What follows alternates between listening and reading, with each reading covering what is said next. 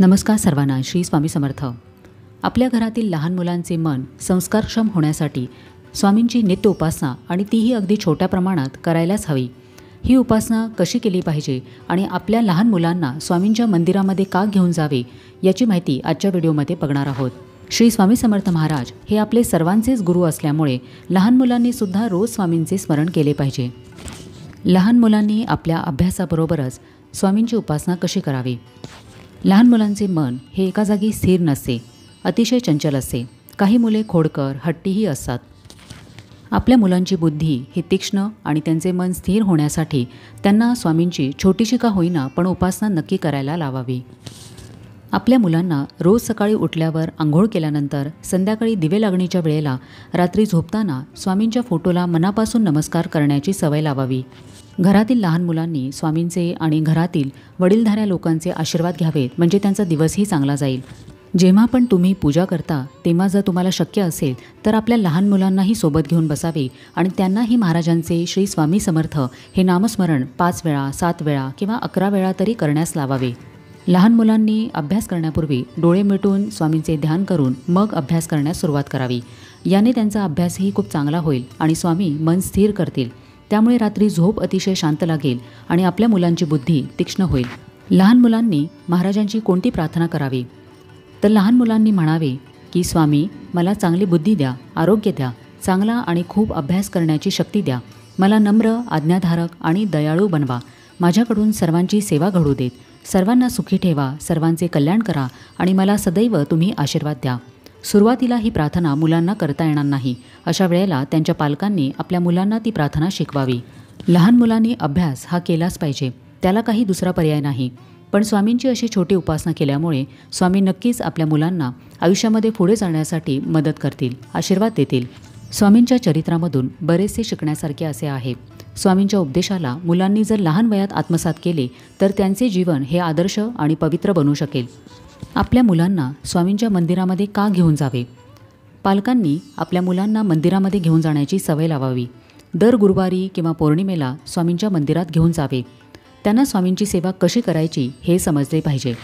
आपल्या लहान मुलांना सुद्धा मंदिरामध्ये का घेऊन जावे. मंदिरामध्ये अनेक भक्त स्वामींच्या पूजनासाठी येतात, त्यामुळे सामूहिक धर्म आचरणाची शिस्त मुलांना लागते.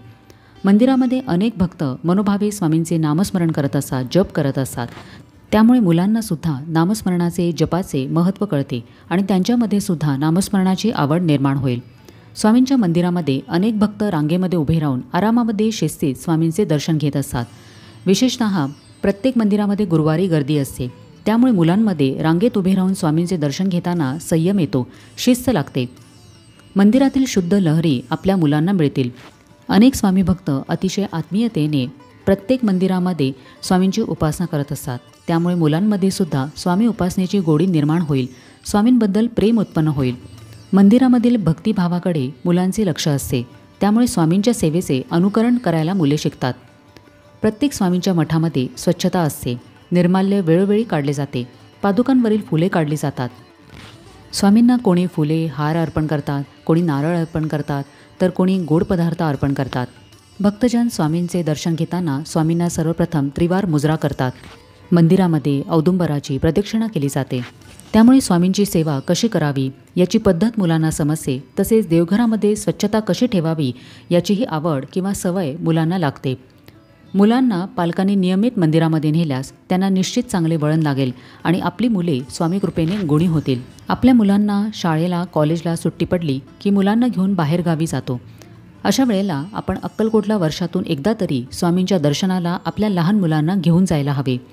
मुलांना बाहेरगावी फिरायला न्या, पण त्यांना अक्कलकोटला नेऊन स्वामींच्या समाधीस्थळाच्या पवित्र लहरींच्या सानिध्यामध्ये नक्की आणा. महाराजांचा अक्कलकोटचा स्वामी मठ अत्यंत जागृत आहे. यालाच वटवृक्ष मंदिर असे म्हणतात. स्वामींचे समाधीस्थानही अक्कलकोटला आहे. या सर्वांची माहिती आपण आपल्या मुलांना करून दिली पाहिजे. त्यामुळे मुलांना आपल्याप्रमाणे सुद्धा स्वामी भक्तीची गोडी लागावी यासाठी वर्षातून एकदा तरी त्यांना अक्कलकोटला घेऊन जायला हवे. स्वामी हे आपले गुरु आहेत. गुरुशिवाय मोक्ष आणि गती नाही. स्वामींच्या शिकवणीमुळे मुलांना गुरुशिष्य परंपरा अगदी लहान वयातच समजू शकेल. मुले वडीलधाऱ्यांना मान द्यायला शिकतील. आपल्या लहान मुलांना पारायण वगैरे करणे, सारामृताचे वाचन करणे हे काही शक्य नाही. अशा वेळेला आपण स्वामींच्या लीला कथांच्या स्वरूपामध्ये आपल्या मुलांना सांगाव्यात. यामुळे स्वामी कोण होते हे आपल्या मुलांना समजून जाईल. आपली मुले ही संस्कारी बनावीत. आपल्या मुलांनी स्वामींचे चांगले गुण आत्मसात करावेत. वाईट संगतीच्या आहारी जाऊ नये किंवा वाईट व्यसनांपासून दूर राहावे. आपल्या मुलांची आयुष्यामध्ये प्रगती व्हावी, त्यांच्या शिक्षणामधील अडथळे दूर व्हावे आणि आपल्या मुलांचे आरोग्यही चांगले राहावे. यासाठी आपल्या मुलांना स्वामींची छोटी का होईना पण उपासना करायला नक्की शिकवा आणि स्वामींच्या मंदिरामध्ये नित्यनेमाने घेऊन जात जा. तर कसा वाटला आजचा व्हिडिओ हे मला कमेंट करून नक्की सांगा. तरुण वयातच उपासना करणे का महत्त्वाचे आहे? तरुण वयातच पुण्यसंचय का करावा याची सविस्तर माहिती असलेला व्हिडिओ आपल्या चॅनलवर आहे, तोही पाहण्यास विसरू नका. आपण भेटूया आता पुढच्या व्हिडिओमध्ये. तोपर्यंत सगळ्यांना श्री स्वामी समर्थ.